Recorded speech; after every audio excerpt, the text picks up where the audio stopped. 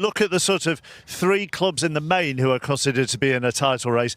They've all had this period of being questioned inside 7 games, Jamie, haven't they? City with those 2 defeats, Arsenal for not being adventurous enough when they went to Anfield, and Liverpool are in that period at the moment. Yep, absolutely. And I think it might be that kind of season. I genuinely believe that. If you were to ask me whose shoes you'd like to be in right now, you'd have to say Arsenal. And that was before a game where people were questioning if they lose at Newcastle, are they out of the title race?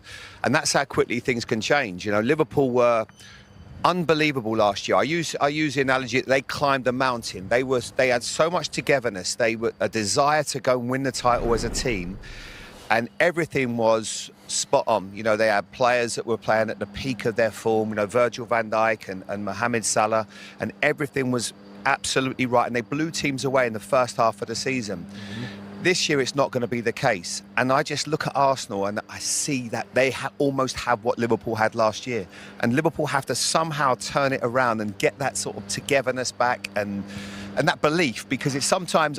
I wasn't lucky enough to win a title, but when you can see when a team are going to win it, and United were relentless at it, you can see that they knew what they had to do, and that's what Liverpool have to find again. And it's a little wobble. I said use an analogy yesterday, it's a mini crisis, but they will get through it because the players they've got are too good for it not to happen, but they need players to get back in form. Manchester City have got the know-how, as Michael well knows. You mentioned it earlier on how many titles they've won. This is Arsenal's first time, and I think...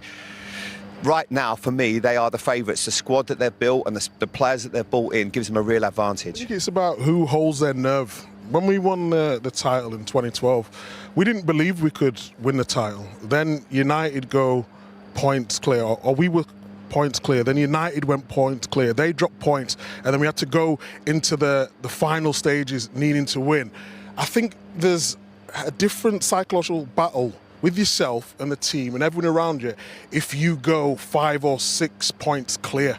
I would rather be chasing than be ahead like when we won the league, because no one's expecting you. I think Arsenal now, they've got the players, Jamie's alluded to it, they've got the squad, but they just need to get over the line, and that is the bit, because there's going to be... We were all saying Liverpool, weren't we? We was all saying Liverpool at the start of the season. I mean, yeah. Every pundit was... writing them off. Everyone was saying Liverpool. There was talking about all the signings. Isak going to be the different... Ekitike has been outstanding as well. And now, a week later, we're saying, well, Arsenal. I think it's just who holds the nerve the best at the right time. Alluded to Mikel Arteta. I do recall during the COVID period when he was doing his news conferences, the one thing he mentioned was synergy. Yeah. And he says he needed the synergy between not only the players and himself, but with the fans as well. Yeah. Are we now seeing that circle completed with regard to Arsenal? I would hope so, although going to Arsenal sometimes it can be quite a stressful experience. I think the fans are still slightly on edge on occasions. It does come quite quickly. It has definitely got better. The atmosphere is better. There is much more synergy, as you say, but I think there are occasions, and that Man City game was one recently where I thought the frustration it's not always that far from the surface.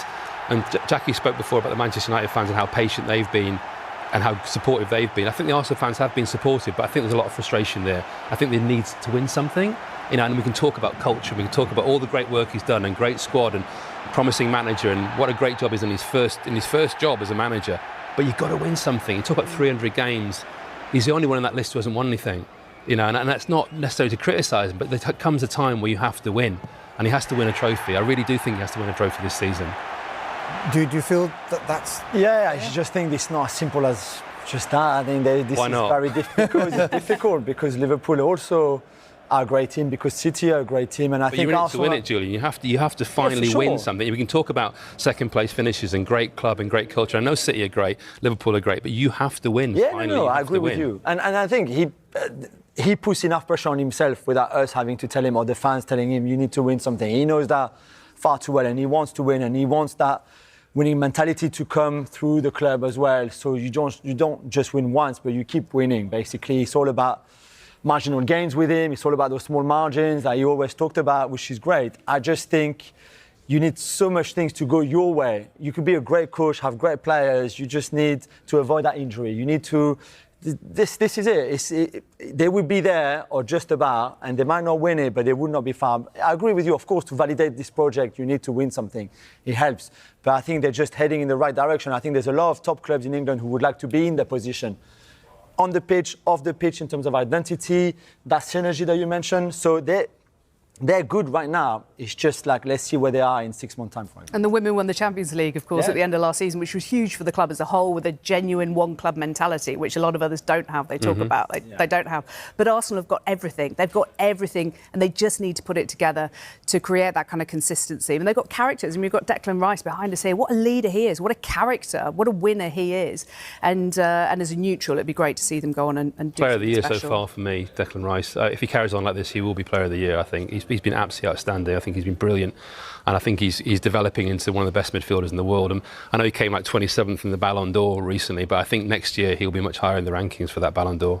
Just on something you mentioned before and the squad, everything seems to be in place, and the window that they had addressed a lot of the issues that they seem to have in previous seasons. And I think it's highlighted by the fact that their captain and their talisman almost in Martin Odegaard, a third injury so far this season.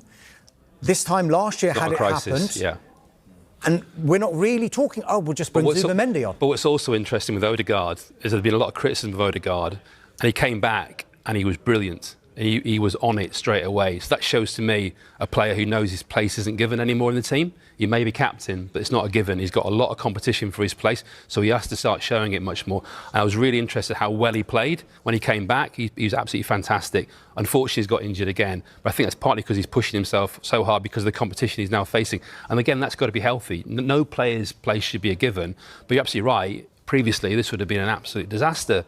You know, Martin Odegaard's injured. If Declan Rice gets injured now, it's terrible, but it's not a disaster. They have players there, very. Zubimendi, fantastic player, absolutely brilliant player. Didn't start yesterday, but you know he could easily replace Declan Rice if he has to, or play alongside him. So he's got all those different options now. It really is in a strong position. And it's the impact as well. Sorry, that the Serbs bring. So Jason mentioned Zubimendi yesterday, who came on. You know, it was not proper coaching for Arteta. It was just coming on for the injury of Odegaard, but the ball for Eze on the first goal that Rice scores comes from Zubimendi. The ball over the top for Timber for the penalty, that's Zubimendi as well. We saw the impact of Serbs against Newcastle or Manchester City in those two games. So this is it as well. You can have a big squad and not use it well, but when you have a big squad and use it well, and your coaching is working and your subs have an impact, that's where you're winning. Gary Neville and Jamie Redknapp have both declared Arsenal as the clear favourites for the Premier League title after another dominant performance. Neville praised Mikel Arteta's side for their maturity, tactical discipline, and relentless consistency, saying the Gunners have evolved into a complete team capable of grinding out results even when not at their best. He highlighted how Arsenal's defensive solidity and midfield control have turned them into a side that looks built for a title run rather than a top-four fight. Jamie Redknapp agreed, applauding the hunger and unity coursing through the squad. He pointed out that players like Saka, Rice, and Odegaard have set the tone for Arsenal's success, combining flair with leadership. Redknapp added that Arsenal now play with the confidence and control of champions, suggesting that if they maintain this level of performance, even Manchester City will struggle to keep up in the race for glory.